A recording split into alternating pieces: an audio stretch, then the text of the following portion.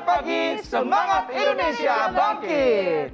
Apa kabar pemirsa Hidup Sehat dimanapun Anda berada? Senang sekali hari ini adalah tanggal 14 Februari, di mana tepat hari yang sangat spesial sekali, di mana TV One berulang tahun yang ke-14. Yes, dan juga selama 14 tahun TV One sudah hadir menemani Anda untuk memberikan informasi terpercaya, dan juga spesial Hidup Sehat juga telah hadir menemani Anda memberikan informasi kesehatan. Iya benar, dan hari ini kita akan membahas fakta mitos, 14 fakta atau mitos yang sering beredar di masyarakat, dan tentunya bersama dokter-dokter yang kompeten, dan juga bersama saya tentunya Dr. Ekles. Dan juga saya Dr. Enita Arlin. Dan saya dokter bukan ya? Mudah-mudahan, amin. Amin. Dan saya Indra Bekti, dan Yes. inilah 14 fakta atau mitos spesial untuk Anda.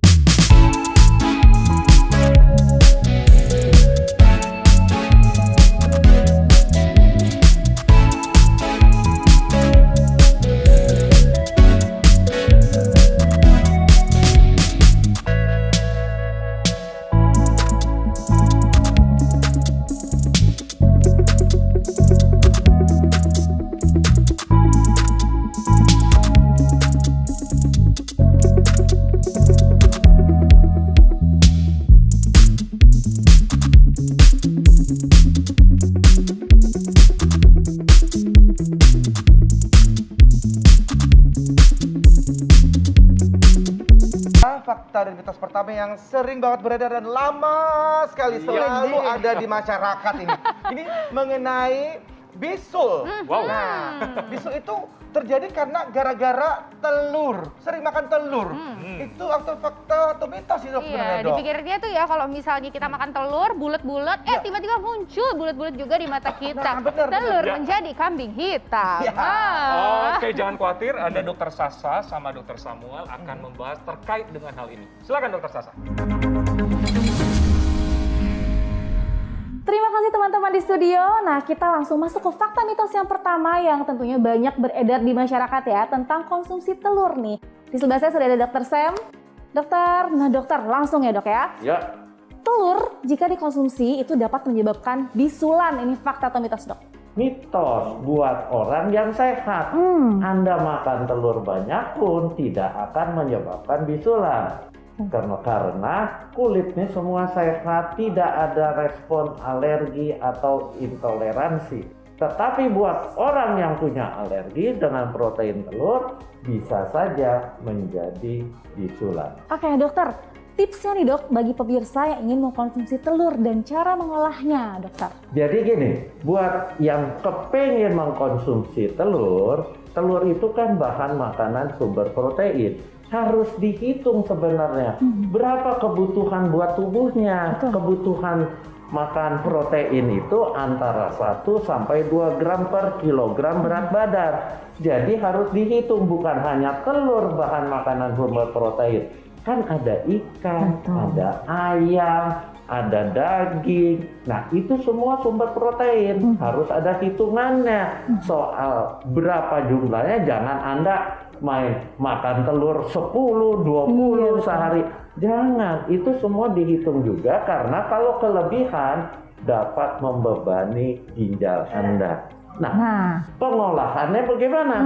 Tergantung. Kalau pengolahannya kita pengen tubuh kita sehat, ya jangan digoreng. Keseringan makan telur goreng, ya minyaknya juga akan berlebihan. Nah, itu Jadi dia. pengolahannya tergantung Anda ingin sehat tidak. Kalau Anda ingin sehat ya direbus gitu, dibuat sup Betul. telurnya. Ya, cuma satu pesan saya, jangan makan telur setengah matang. Nah, itu dia. Karena kulitnya telur itu sebenarnya berpori. Pori itu bisa masuk ke kuman atau bakteri yang akan mengganggu kesehatan kita. Nah, itu tadi pemirsa penjelasan dari Dr. Sam, dan masih ada fakta atau mitos berikutnya yang tentunya paling populer di masyarakat bersama dengan Dr. Haikal. Nah pemirsa, berikutnya kita akan bahas fakta mitos yang sangat umum beredar di masyarakat, yaitu kebiasaan mandi malam bisa sebabkan penyakit rematik. Nah, langsung saja kita tanya kepada dokter langsung kita, Dr. Wismandari Wisnu, dokter penyakit dalam.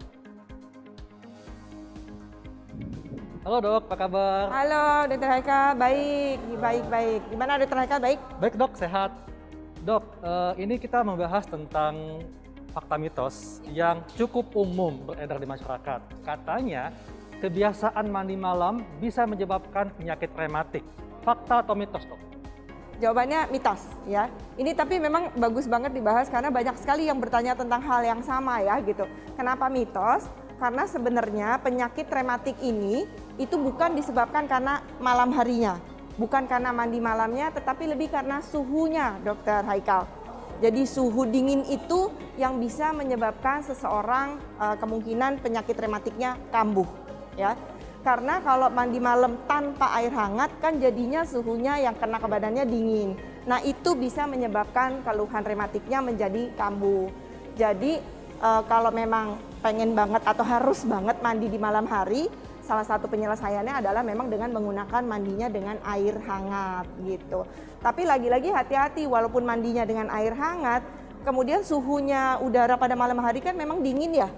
Nah itu nanti habis mandi juga hati-hati memang bisa muncul juga gitu. Jadi intinya jangan sampai kita terpapar dengan suhu dingin tersebut gitu. Kalau gitu apa dok yang menyebabkan terjadinya penyakit rematik?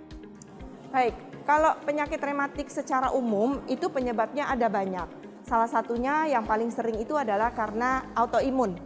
Nah, autoimun ini memang sesuatu yang tidak bisa disembuhkan ya, Dr. Haikal. Jadi memang kalau sudah terkena penyakit rematik yang dikarenakan autoimun, itu kita harus tahu cara pengelolaannya. Salah satunya tadi, jangan mandi dengan air dingin, apalagi di malam hari. Itu salah satu pencegahannya gitu. Jadi dapat disimpulkan bahwa kebiasaan mandi malam tidak akan menyebabkan penyakit rematik, tapi mandi malam akan memperparah gejala penyakit rematik yang sudah diderita, dok ya? Betul sekali Dr. Haikal. Baik dok, terima kasih untuk penjelasannya. Nah pemirsa, kita simak fakta mitos berikutnya. Hai Pemirsa TV One, saya sekarang bersama dengan Dr. Ida, spesialis gizi klinik konsultan. Hai Dr. Ida. Hai. Dok, kita mau membahas mengenai fakta atau mitos berkait dengan micin. Katanya sekarang dibilang generasi micin nih katanya. Bener nggak sih MSG bikin anak itu jadi telat mikir atau lebih lambat berpikirnya? Ini adalah mitos. Kenapa mitos?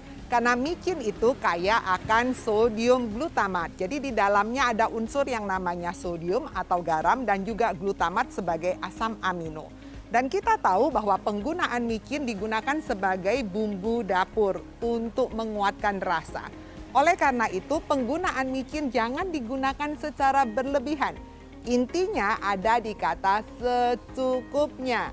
Jika Anda menggunakan dalam jumlah yang secukupnya, pastinya tidak perlu dikhawatirkan efek-efek yang tidak enak yang kita dengar.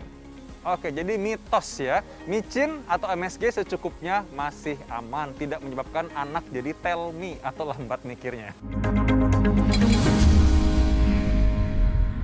Nah, itulah pemirsa pembahasan menarik bersama Dr. Vito dan Dr. Ida Gunawan tadi ya. Ya, betul Betul sekali. Dan spesial di Ulang Tahun TV One kali ini, kita sudah menghadirkan narasumber kita yang terpercaya, yaitu Dr. Dante Saksono Herbuwono, spesialis penyakit dalam yang merupakan Wakil Menteri Kesehatan Republik Indonesia. Selamat pagi, Pak Wamen. Ya, dok. Apa? Pak Wamen. Pak Wamen dong. Iya, udah beda Apa karena kabar? kalau tahun lalu kita bilangnya setiap kali datang ke studio Dr. Dante Oh, gitu. Sekarang Pak Wamen. Selamat pagi Pak Wamen. Main ke sini dong Pak Wamen. Ya, selamat pagi. Nanti kalau pandeminya udah mulai turun, main ke TV Oh One. ya betul. Amin. Amin berdua ya. Yeay. Nah, dok, ini aku mau tanya ini sebagai masyarakat awam ini dok mengenai vaksinasi ya, Pak Wamen. Jadi ini sebenarnya apakah fakta atau mitos ini ya Pak Wamen, vaksinasi mengandung zat berbahaya Pak Wamen, itu fakta atau mitos Pak? Itu mitos. Mitos Mitos. ya? Mitos. Seperti apa atau kenapa seperti itu Mitos. Pak? Jadi, bagaimana vaksin itu diproduksi, itu ada beberapa sumbernya. Sumbernya dari virus yang dimatikan dan dari materi genetik yang ada di dalam virus. Kemudian dikonstruk menjadi satu substrat yang namanya vaksin untuk menstimulasi kekebalan. Sebelum masuk ke dalam proses produksi vaksin, dilakukan uji keamanan dahulu terhadap hewan coba, serta uji efektivitas pada hewan coba. Setelah dilakukan hewan coba aman, kemudian diketahui dosis toksisitasnya atau dosis yang paling tingginya, kemudian dicobakan kepada manusia melalui yang namanya clinical trial atau proses uji klinik. Dan uji klinik itu salah satunya adalah menjamin keamanan bahwa vaksin itu bisa dipakai tanpa efek samping. Jadi sebenarnya vaksin yang digunakan itu tidak mengandung zat berbahaya karena efek sampingnya sudah dievaluasi dalam uji klinik tahap pertama dan tahap kedua. Iya. Jadi artinya aman ya, Pak Wamen, untuk melakukan vaksinasi ya. Aman sekali vaksinasi.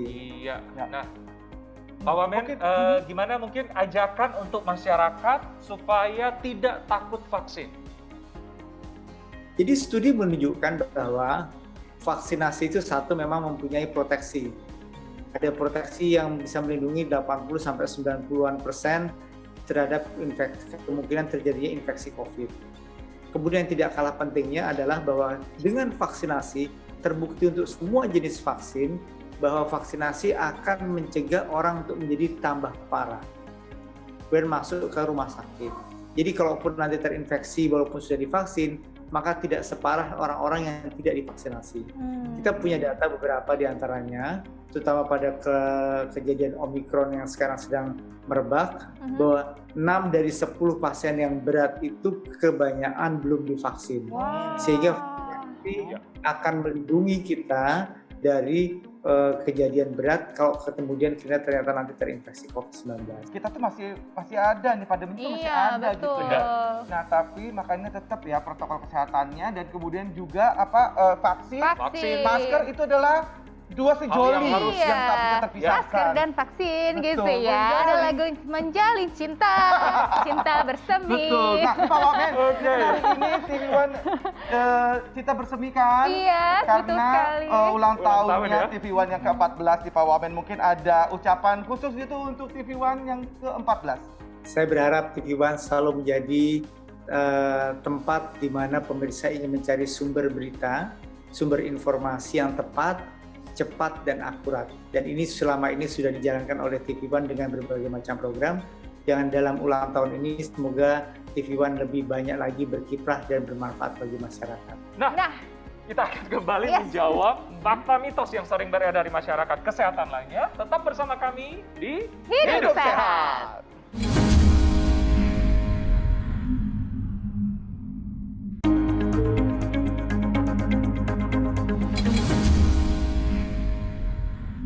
Ketemu lagi pemirsa di Hidup Sehat. Nah, tadi kita sudah menyaksikan ya beberapa informasi kesehatan yang sudah disampaikan oleh ada Dokter Haikal, ada Dokter Vito, dan juga ada Dokter Sasa.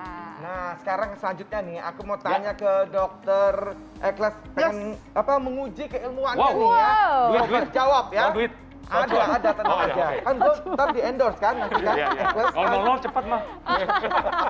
Jadi fakta dan atau mitosnya nih ya. Ya, siap. Ya, deodoran itu picu kanker payudara. Fakta atau mitos? Jawab. Wow.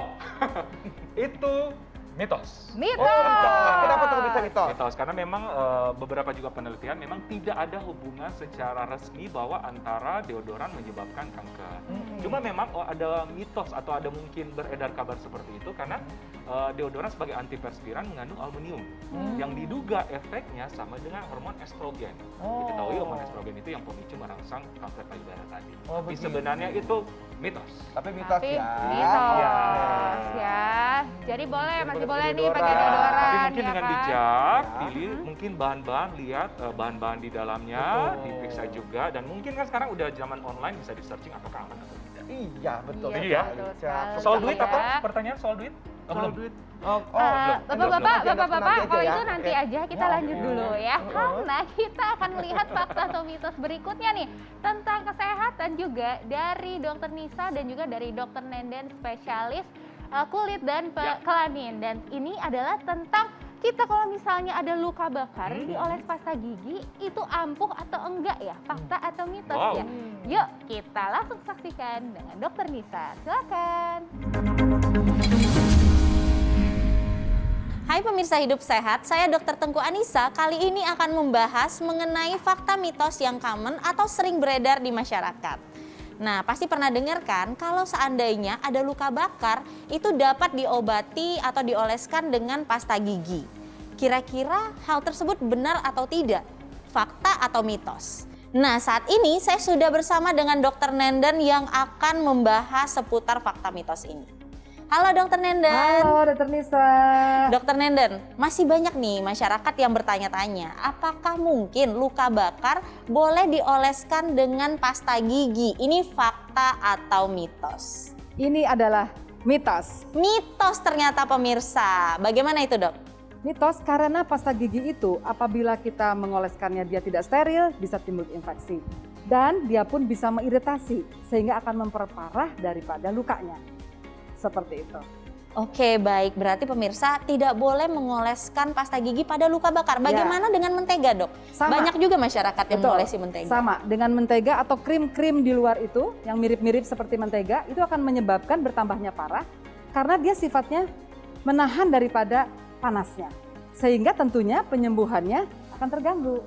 Oke, baik. Nah, Dr. Nenden, jadi bagaimana sih kira-kira tipsnya pertolongan pertama luka bakar terutama ketika itu terjadi di rumah? Gimana, Dok? Jadi luka bakar sendiri ada 3 tingkatan. Ada derajat 1 yang hanya mengenai epidermis ditandai hanya dengan kemerahan pada kulitnya saja. Ada derajat 2 di mana itu sampai ke bawah epidermis, ada disebut dengan dermis, ditandai dengan lepuh. Sedangkan derajat 3 itu jauh lebih dalam lagi sehingga ada tanda nekrotik daripada jaringannya. Nah, tentunya kita perlu mewaspadai dengan pertolongan pertama, yaitu adalah melakukan irigasi luka bakar atau mengaliri dengan air mengalir selama 20 menit. Tidak boleh menggunakan ice pack atau tidak boleh menggunakan es batu, karena itu akan menyebabkan gangguan vaskularisasi, sehingga tentunya penyembuhan luka terganggu. Nah, kalau setelah itu kita berikan antibiotik. Nah, kalau luka bakar yang sudah ada lepuhnya, tentu kita tidak boleh memecahkan lepuhnya. Tetapi berobatlah ke dokter, nanti dokter akan melakukan tindakan berupa disedot cairannya, kemudian nanti diberikan antibiotiknya. Pemirsa, itulah dia tadi jawaban Dr. Nenden terkait pasta gigi untuk mengobati luka bakar. Jangan lupa saksikan fakta mitos selanjutnya tetap di Hidup Sehat. Iya, itu tadi ya. Jadi kalau misalnya memang lagi ada luka bakar, jangan dikasih odol. Kalau odol itu mah di gigi aja, ya kan? Setuju. Nah, aku mau tanya nih, kalau wortel nih ya, katanya itu bisa mempertajam penglihatan. Itu fakta atau mitos nih? Siapa yang menjawab? Siapa yang menjawab? Aku yang jawab. Siapa ya? Ya, Siapa aku ya? sih udah tahu banget. Gitu? Tapi untuk lebih jelasnya ada Dr. Haikal. Yuk, Dr. Haikal.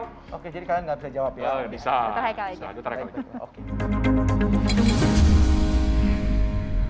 Nah pemirsa, ketika kita masih kecil, ibu kita sering mengatakan harus makan wortel untuk kesehatan mata yang baik.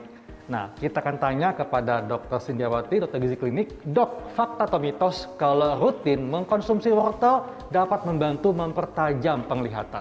Ya, itu fakta. Karena kenapa? Di wortel itu mengandung yang namanya beta karoten. Di mana beta karoten itu dalam tubuh kita dapat dirubah menjadi vitamin A. Nah, vitamin A itu memang dibutuhkan oleh mata kita untuk menjaga kesehatan mata kita. Jadi, itu masuk fakta. Nah, berapa banyak dok kita mengkonsumsi wortel untuk mendapatkan manfaat tadi? Jadi sebenarnya tidak hanya wortel yang kita butuhkan, kita tetap butuh sumber protein, sumber lemak bagus untuk memaksimalkan kesehatan mata tersebut. Tapi memang tidak bisa dikatakan berapa banyaknya. Yang penting kita mengkonsumsi makanan yang bergizi lengkap dan seimbang, bervariasi, sehingga semua kebutuhan untuk kesehatan mata dapat dipenuhi dari semua makanan tersebut. Oke, baik dok, terima kasih penjelasannya. Nah pemirsa, kita akan simak fakta mitos berikutnya. Ya, pemirsa, kali ini saya sudah bersama dengan Dr. Ibrahim Agung, spesialis sehat medik. Dan dokter, kita akan membahas fakta mitos selanjutnya nih dok, terkait tentang persendian ya dok ya. Wah. Nah, banyak fakta mitos yang beredar di masyarakat. Katanya membunyikan sendi itu dapat menyebabkan artritis atau radang sendi. Fakta atau mitos? Keretak-keretak maksudnya ya? Keretak-keretak, betul. Itu adalah fakta. Fakta. Betul. Itu kan kesannya kayak enak ya dok. Kalau misalnya kita lagi pegel-pegel, biasanya buat jadi relief, jadi lebih tenang, jadi lebih gak pegel tuh biasanya keretak-keretak dokter. Betul. Biasa orang suka keretak-keretak, sakit sedikit dikeretak-keretak. Nah, ini sebenarnya bukan hanya masalah sendi, namun juga masalah tendon namanya atau urat, atau ada namanya ligamen juga, yang semua itu bisa menjadi penyebab kekakuan sendi. Jadi kalau ditanya boleh atau tidak, itu boleh. Namun kalau sudah menjadi kebiasaan, itu yang nanti bisa berbahaya. Ya, kalau misalnya kita lagi pegel, sesekali begini memang boleh. Ditambah dengan kita peregangan dari otot-ototnya. Namun kalau nggak ada apa-apa, kita keretek-keretek ya, leher kita keretek-keretek rasanya, badan kita keretek-keretekin, dan itu berulang, kita bisa bayangkan tulang sama tulang ini bergesekan. Nah, inilah yang nanti akan menimbulkan satu proses peradangan dan juga degenerasi atau penuaan dari sendinya. Ciri-cirinya apa dok? Ciri-ciri kalau sendi kita sudah mengalami peradangan. Baik, kita harus lihat dari beberapa tanda-tanda. Pertama, tanda peradangan adalah kemerahan. Jadi di sendinya kita akan dapatkan kemerahan. Kedua, kalau kita raba ada rasa nyeri. Ketiga, kita raba ada rasa hangat. Nah, keempat bisa ada pembengkakan. Yang terakhir, digerakkan akan mengalami kesulitan. Kaku jadinya dok ya. Kaku, betul sekali. Nah, jadi pemirsa hati-hati yang suka keretek-keretek tapi berkelanjutan nih sudah jadi kebiasaan, harus waspada jangan sampai sendi Anda malah jadi sakit atau radang ya dok ya. Betul Lalu sekali. selanjutnya bagaimana kalau orang yang sudah terlanjur dok? Itu kan enaknya dok kalau lagi pegel, biar nggak pegel tuh keretek-keretek. Solusinya gimana? Baik, jadi ketika sudah mengalami kebiasaan sebenarnya, kita bisa lakukan cara lain. Latihan untuk mengurangi kekakuan dan juga ketegangan dari otot-otot sekitar sendinya. Jadi peregangan itu sangat baik. Contohnya, orang banyak melakukan keretak juga di leher ya. Padahal paling penting untuk di leher yang sering menyebabkan pegel itu ototnya. Maka kita bisa lakukan latihan peregangan atau stretching pada ototnya. Contohnya, misalnya kita bisa sambil duduk, posisi yang rileks, kita bisa lakukan stretching seperti menunduk, ya, kemudian mendongak, ya, kemudian muter ke kanan, kemudian putar ke kiri, dan terakhir adalah patah kanan serta patah kiri. Nah, ini adalah untuk melakukan peregangan pada ototnya. Itu jauh lebih aman dibandingkan kita melakukan keretak-keretak pada sendi-sendi kita. Oke, jadi dengan peregangan juga sebetulnya itu sudah cukup ya dan tentunya Betul aman sekali. dokter. Betul. Jadi pertama kita pertimbangkan aman dulu, baru yang kedua nyamannya. Betul. Oke, itu tadi pemirsa penjelasan tentang persendian oleh Dr. Ibrahim Agung. Terima kasih banyak dokter penjelasannya. Sama-sama, Dok. Nah, selanjutnya pemirsa saksikan fakta mitos selanjutnya.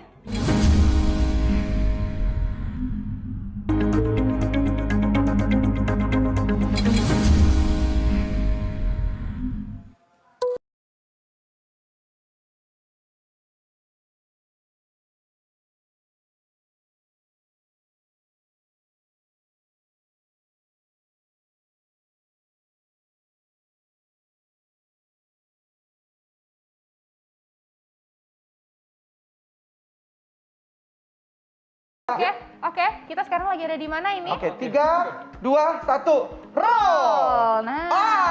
Oke, pemirsa apa kabar? Jadi ini kita lagi ada di control room Yes, namanya ya. betul sekali. Jadi ini adalah tempat di mana semua program yang ada di TV One ya, beberapa program ya, dan juga khususnya juga termasuk Hidup Sehat dong. Hidup Sehat Yes, juga betul. ini lahir di sini. Dilahirkan di sini. Ibarat ternyata. kata ini rumah sakit, ini adalah ruangan bersalinnya. Nah. Jadi lahirlah tuh bayi-bayi Hidup Sehat di One. Yang penting tujuan kita bagus untuk menyehatkan seluruh masyarakat Indonesia. Betul sekali. Betul sekali. Nah, Ya. kali ini nih spesial juga di Hidup Sehat TV One, kita juga menghadirkan banyak sekali fakta mitos nih, Dokter Ekles. Ada apa nih selanjutnya? Iya, nah ada fakta mitos ini katanya biji Yes. cabai bisa menyebabkan usus buntu. Ini ada Dokter Vito. Silakan Dokter Vito. Oke, Yes. 5, 4, 3, 2, 1, take over!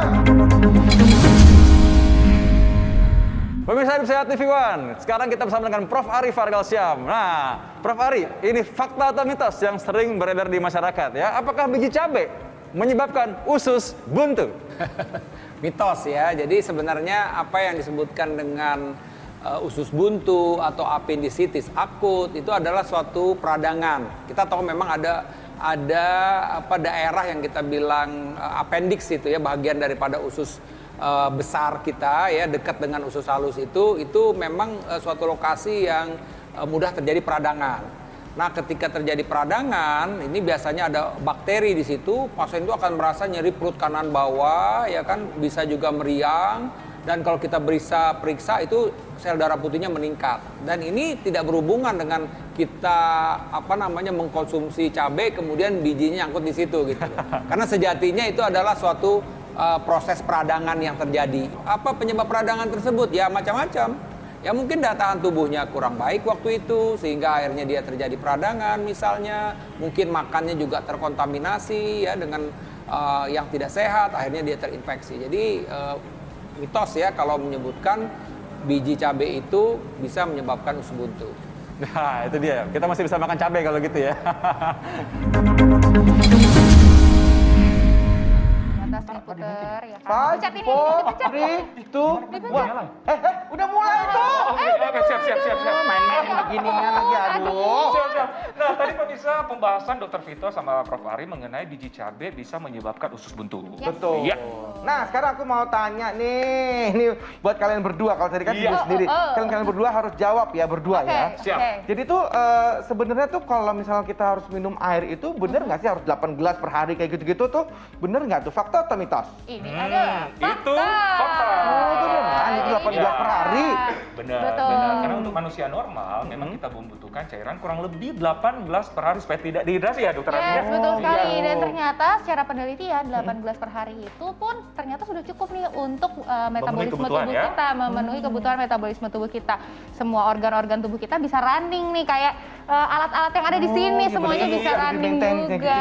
Betul. Nah, tapi ada special case nih, special case ya. Apa tuh? Jadi kalau misalnya kita lagi olahraga jadi membutuhkan kadar cairan yang lebih tentunya. Yes, betul. Atau kita misalnya lagi buang akhirnya terlalu banyak gitu, misalnya lagi diare, lagi sakit gitu ya. Bisa membutuhkan asupan cairan yang lebih kebutuhannya tentunya. pasti lebih daripada 8 liter gitu. Jadi tergantung dengan kebutuhan kita juga ya. Betul, dan juga kebutuhan sama penyakit ya. Kalau misalnya ada penyakit kita tertentu, punya penyakit tertentu, misalnya ada penyakit jantung ginjal, atau penyakit ginjal, itu harus dikonsultasikan dulu ke dokter. Iya, kebutuhan cairannya harus terkontrol. Yes, karena kebutuhan cairannya pasti berbeda.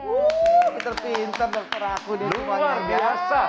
Nanti gantian ya kita yang tanya kamu ya. Iya, oke, tenang. Oke nih, selanjutnya masih ada nih fakta atau mitos yang seru-seru. Kali ini kalau misalnya cewek-cewek, biasanya itu suka dikasih tahu kalau misalnya lagi haid, jangan minum yang dingin, nanti takutnya tumbuh kista. Itu fakta atau mitos? Langsung nih akan dijawab bersama dengan Dr. Nisa dan juga Dr. Budi Wiweko, spesialis obstet. Silakan. 5, 4, 3, langsung ya. Naik semua. Itu ya. Yang sebelah sana ya. Pemirsa Hidup Sehat, saat ini saya sudah bersama dengan Profesor Budi Wiweko. Beliau adalah spesialis obgyn. Halo Prof. Selamat siang. Nah, kita masih membahas mengenai seputar fakta mitos Prof yang cukup beredar di masyarakat. Katanya nih ya, salah satunya adalah jika rajin mengkonsumsi minuman dingin dapat menyebabkan timbulnya kista. Nah, ini fakta atau mitos Prof? Mitos. Mitos, bagaimana Prof? Ya, jadi tidak benar bahwa minum atau sering minum air dingin itu bisa menyebabkan kista. Ya, karena kista yang paling banyak diderita oleh perempuan usia muda adalah kista coklat atau kista endometriosis. Keluhannya biasanya adalah nyeri saat haid. Ya macam-macam ya, ada perempuan yang kalau menstruasi dia karena saking nyerinya harus cuti, harus pergi ke IGD, tidak bisa masuk sekolah. Ya. Pertanyaannya adalah kenapa kista itu terjadi? Secara umum, kista itu terjadi karena adanya faktor genetik. Jadi ada perempuan yang berbakat untuk menderita kista. Ya, kista itu terjadi akibat kesalahan sistem imun di dalam rongga perut seorang perempuan. Harusnya darah menstruasi yang sebagian kecil akan masuk ke rongga perut itu dibersihkan oleh cleaning service. Kalau cleaning service-nya bermasalah, darah itu tidak bisa dibersihkan, terjadilah kista, terutama kista coklat atau kista endometriosis. Begitu Anissa terjadinya kista. Baik, Prof Viko.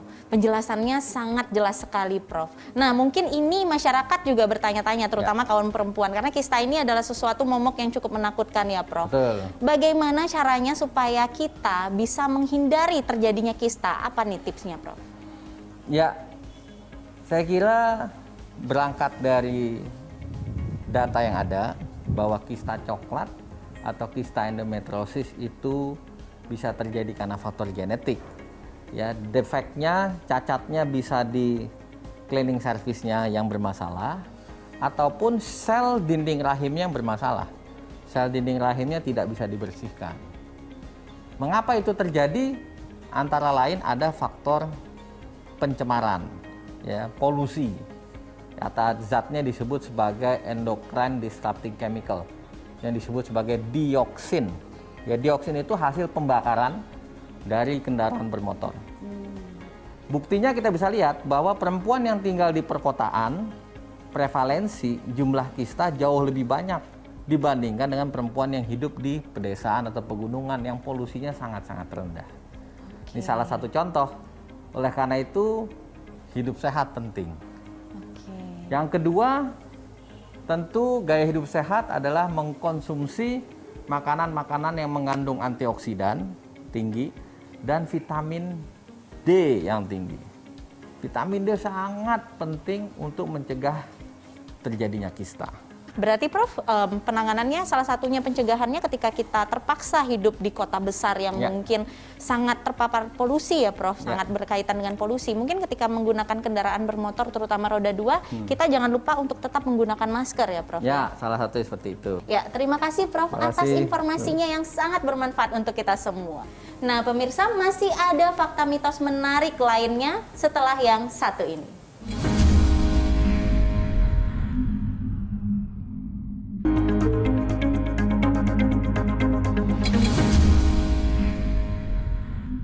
Pemirsa, saya sudah bersama dengan Dr. Reza Fahlevi, spesialis anak. Halo dok, apa kabar? Halo dokter. Nah, kali ini saya akan membahas fakta mitos yang cukup umum beredar di masyarakat. Kopi dapat mencegah kejang pada anak. Nah, ini fakta atau mitos dok? Oke, jawabannya adalah mitos dok. Beberapa penelitian telah membuktikan bahwa kopi itu tidak terbukti dapat mencegah kejang pada anak maupun bayi. Justru pada saat anak itu kejang, kita perlu menghindari untuk pemberian jenis minuman apapun. Kenapa? Karena dapat beresiko menyebabkan anak tersedak. Lalu dok, kenapa muncul keyakinan di masyarakat? Karena kopi ini kan dia mengandung kafein, di mana kafein ini dapat membuat otak kita terjaga, sehingga diyakini bisa mencegah kejang pada anak. Nah, kalau misalnya nih, anak yang kejang, katakanlah kejangnya sudah selesai atau belum kejang, kemudian diberikan kopi, apa dampaknya bagi anak? Ya, itu juga sudah ada penelitiannya ya yang saya baca, itu ada systematic review, artinya memang kumpulan dari penelitian itu membuktikan bahwa sebenarnya tidak ada efek pencegahan kejang terhadap kopi terhadap kejang tersebut. Justru sebaliknya, jadi kopi itu juga bisa berinteraksi dengan beberapa jenis obat-obatan termasuk obat-obatan anti kejang jenis tertentu gitu, sehingga memang tidak direkomendasikan sebagai pencegahan ataupun sebagai terapi pada anak yang mengalami kejang ataupun yang belum mengalami kejang. Lalu dok, ada juga nih yang mengatakan bahwa kopi ternyata memicu kejang pada anak. Ini benar nggak dok? Nah, hal itu juga masih lemah. Ada juga memang yang mengatakan demikian ya, tapi buktinya belum cukup kuat gitu bahwa dia bisa mencegah ataupun bisa memicu kejang pada anak. Nah, tapi intinya adalah kalau anak itu kurang dari usia 6 bulan, maka memang tidak boleh diberikan jenis makanan ataupun minuman lain selain dengan ASI ataupun susu formula gitu. Kenapa? Karena perbedaan kadar elektrolit dan lain itu juga bisa dapat menyebabkan berbagai gangguan pada tubuh anak. Jadi tetap anak di bawah 6 bulan itu hanya diberikan ASI saja ataupun diberikan susu formula jika tidak bisa mendapatkan ASI ya. Kemudian hanya boleh pun air putih jika setelah minum obat saja. Nah, jadi sangat rentan pada usia ini tidak boleh diberikan berbagai jenis minuman apapun termasuk kopi ini. Nah, kalau untuk anak yang usianya sudah di atas 6 bulan, apakah ada manfaatnya kalau mengkonsumsi kopi, dok? Ya, jadi kalau untuk anak usia 6 bulan ke atas ya, manfaat kopi juga tidak terbukti. Jadi artinya memang kopi ini ya, apalagi di dalamnya ada gula dan lain susu, ini juga bisa meningkatkan risiko obesitas pada anak. Kemudian bisa juga mengganggu tidur pada anak gitu. Jadi perlu diwaspadai juga, artinya sebaiknya dihindari jika memang bisa dihindari. Kalau gitu kapan dok? Sebaiknya anak-anak usia berapa sudah boleh mengkonsumsi kopi? Ya baik, biasanya pada usia 5 tahun ke atas itu baru boleh mengkonsumsi kopi, tapi itu pun tidak terlalu banyak jumlahnya ya. Iya. Jadi mitos pemirsa ya bahwa minum kopi tidak akan mencegah kejang pada anak. Baik dok, terima kasih penjelasannya. Sama-sama dok. Nah pemirsa, kita akan simak fakta mitos berikutnya.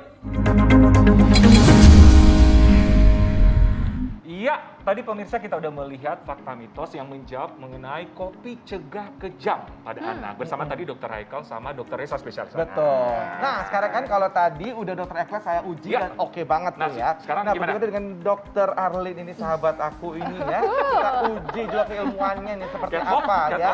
Oke, ujinya catwalk. Bukan catwalk ya. Bukan lagi apa namanya pageant-pageantan ya. Kita bukan ya. Dokter Arlin, tolong ini fakta atau mitos? Ya, lagi kuis ya. Cacingan itu hanya dialami oleh anak-anak. Fakta atau mitos? Ini adalah mitos ya. Oh, mitos. Iya, jadi memang kecacingan itu banyak ya, banyak terjadi pada anak-anak.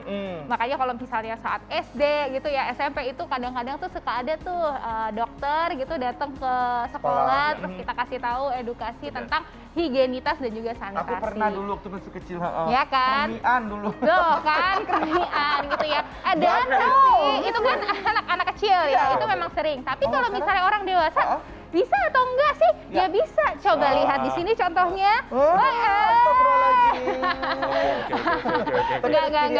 ya. Tenang ya. Memang kalau misalnya cacingan pada orang dewasa ya bisa juga gitu. Jadi sebenarnya cacingan itu adalah di saat kita itu terinfeksi. Ya, terinfeksi dari yang namanya sih telur-telur cacing yang kadang-kadang tuh tidak terlihat dengan mata kita. Nah, si telur-telur cacing itu bisa ada di mana aja sih? Ada di tanah gitu misalnya. Atau misalnya kita lupa cuci tangan nih sebelum makan ya kan. Kita nggak tahu nih ternyata ada telur-telur cacing yang tidak kasat mata. Ternyata kita makan dan melewati si barrier dari pencernaan kita. Lahirlah itu telur-telur di dalam usus kita dan kemudian ada muncullah gejala-gejala yang disebabkan oleh cacing yang udah mulai dewasa. Oh, jadi itu ya semua orang bisa berpotensi tercacingan ya. Betul, jadi nggak cuma kita cuci tangan. Betul, ya. Sebelum makan seperti itu. Yes, betul. Berdoa dulu ya. Doa dulu, cuci tangan, harus benar-benar bersih gitu ya. Higienitas dan juga sanitasi. Kadang-kadang tuh anak-anak tertular karena orang dewasa yang nggak cuci tangan habis itu kasih makan. Itu juga bahaya. Gitu ya. Oke, selanjutnya saya mau tanya nih tentang olahraga. Kan Dokter Eko kan sering banget olahraga kan tiap pagi katanya. Nah, aku juga sering kok. Kamu juga sering kelihatan sih ya. Aku jarang ya kalau gitu ya. Nah, jadi ini katanya fakta atau mitos olahraga itu harus setiap hari dan harus durasi itu lama dan panjang. Gitu. Nah, mau tahu jawabannya? Mau. Saya kasih ini dari Dokter Nisa, teman saya sama Dokter Junai akan menjawab apakah benar soal kaidah tanya. Yuk, Dokter Nisa. Silakan. Saya Dr. Tengku Anissa sudah bersama dengan Dr. Junaidi, spesialis kedokteran olahraga. Halo dokter. Halo Anissa ya. Nah dokter, kita mau membahas mengenai seputar fakta mitos nih dok. Ya. Apakah fakta atau mitos jika kita berolahraga itu harus setiap hari dan dengan durasi yang panjang? Fakta atau mitos? Itu adalah mitos. Kenapa dok? Karena olahraga yang benar itu dengan frekuensi 3-5 kali per minggu dengan durasi 30 menit sampai 90 menit sesuai kemampuan seseorang. Baik, nah bagaimana jika kita berolahraga dengan setiap hari terus sekali olahraga mungkin bisa 2 jam, 2,5 jam, apa yang mungkin terjadi dok? Itu akan mudah terjadi cedera, termasuk nanti serangan jantung, serangan asma, dan cedera-cedera yang lain, termasuk cedera otot dan tulang. Nah pemirsa, memang segala sesuatu yang berlebihan itu tidak baik. Makanya cukup berolahraga 3-5 kali seminggu selama 30 sampai dengan 90 menit sesuai dengan kemampuan. Ya pemirsa, demikianlah tadi kita sudah sama-sama menyaksikan 14 mitos yang beredar di masyarakat secara umum. Yes, dan juga terima kasih banyak kami ucapkan kepada seluruh pemirsa setia TV One yang sudah menyaksikan, terutama menyaksikan Hidup Sehat TV One. Iya, tentu saja, dan diharapkan semua tayangan TV One bisa bermanfaat untuk seluruh masyarakat Indonesia, lebih khusus tayangan Hidup Sehat membuat Indonesia semakin sehat. Dan makanya jangan lupa untuk selalu menyaksikan Hidup Sehat. Dan kalau ketinggalan bisa juga lihat di laman tv1news.com dan juga follow Instagram kita di @hidupsehattv1. Ya, saya Dr. Ekos. Saya Dr. Renita Arlin. Saya Indra Bekti. Indonesia sehat, Indonesia bangkit. Sampai jumpa. Ya.